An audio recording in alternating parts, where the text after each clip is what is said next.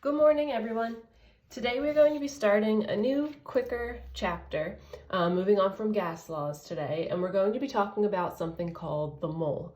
The mole is something that we've referenced a couple of times throughout the year while we were in school, but we never really had the chance to spend a lot of time on it yet. So that is what this chapter is going to be for today, and that's also going to help us as we move through our chapter that actually follows this chapter that we're starting today.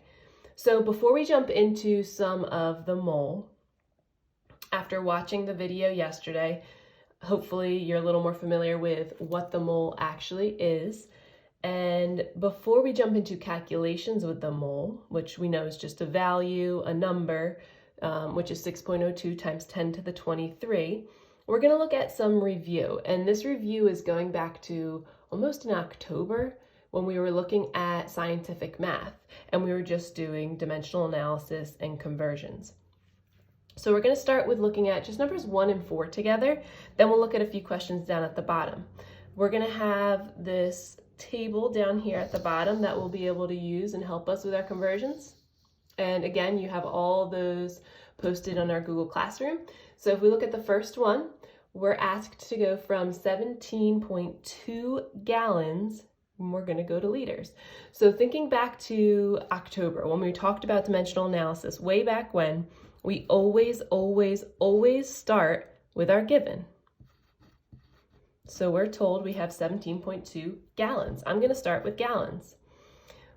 We want to get to liters, so we need to look at the conversion factors that were given here, which again, they're listed right down here at the bottom.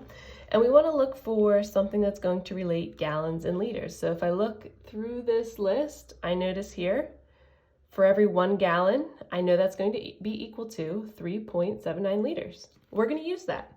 So if you remember from our dimensional analysis calculations, we always want our given units to cancel out.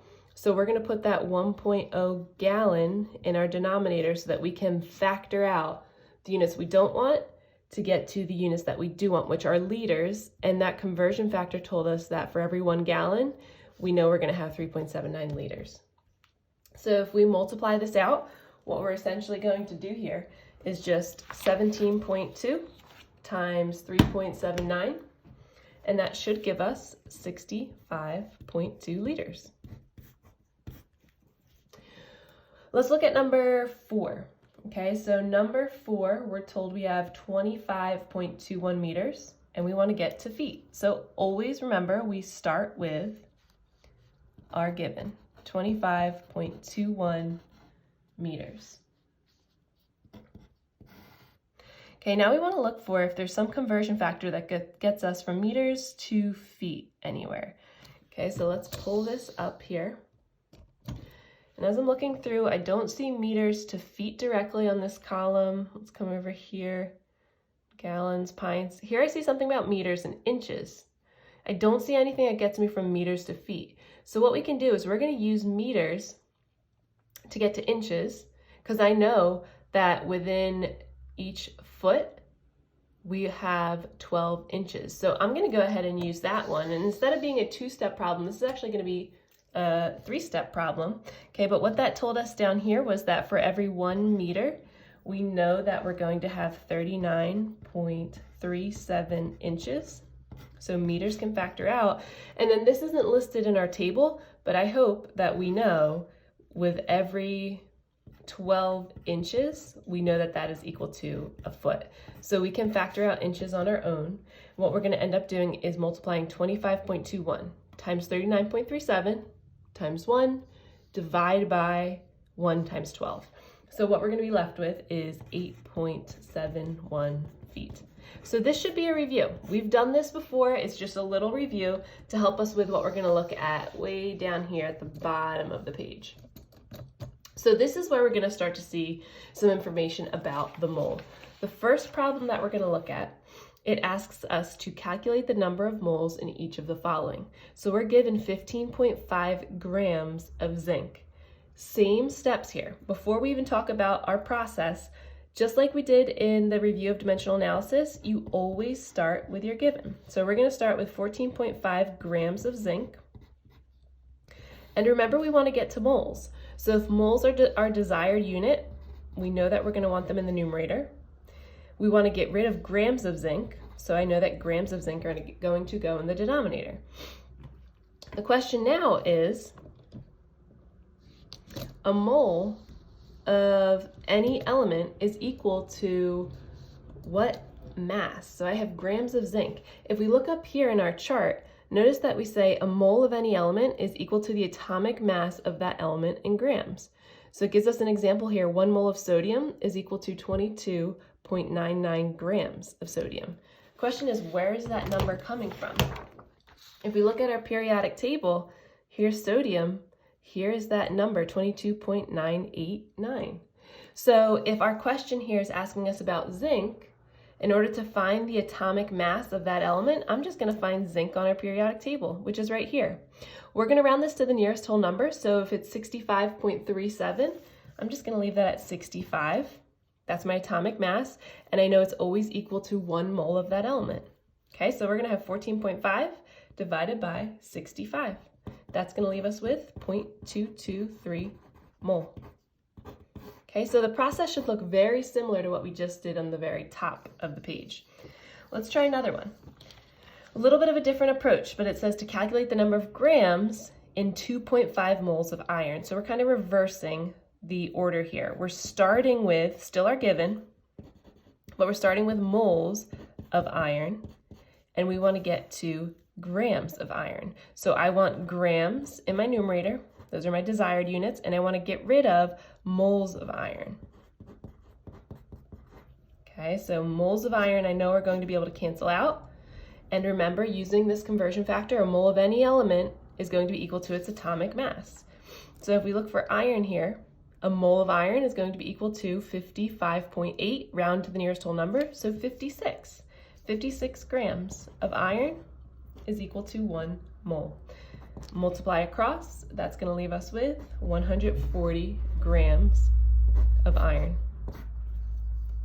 One more problem, and this last problem is going to be 3 steps. We're still going to start with our given, but we want to calculate the number of atoms in each of the following. So we have 25.3 grams of mercury.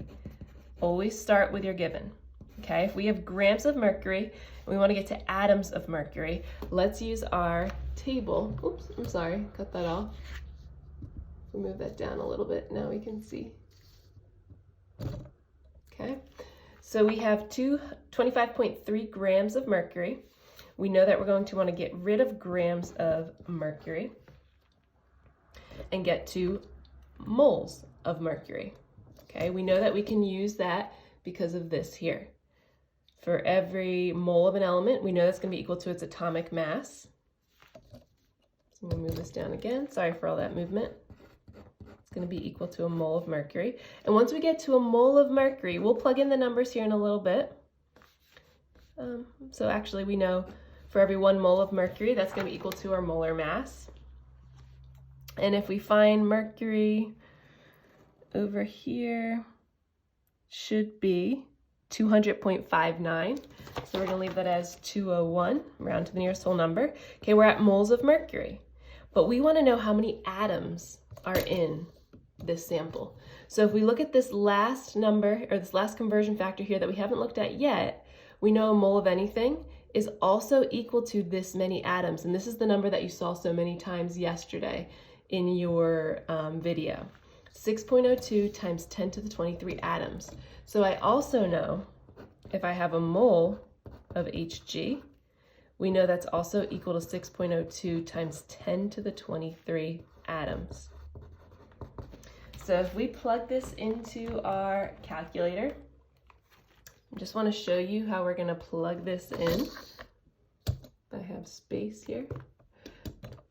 We're going to plug in 25.3 times 6.02, and this is what I want to show you, how to plug in 6.02. 6.02, we've done this before, but remember we want to use that E button to represent times 10 to the 23rd. Okay, once we do that, maybe I can show you over here.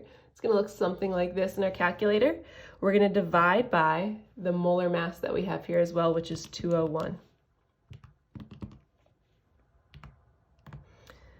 Push enter. We're going to be left with 7.57 times 10 to the 22nd. See that right here. So I'm going to go ahead and write that down as our final answer, 7.55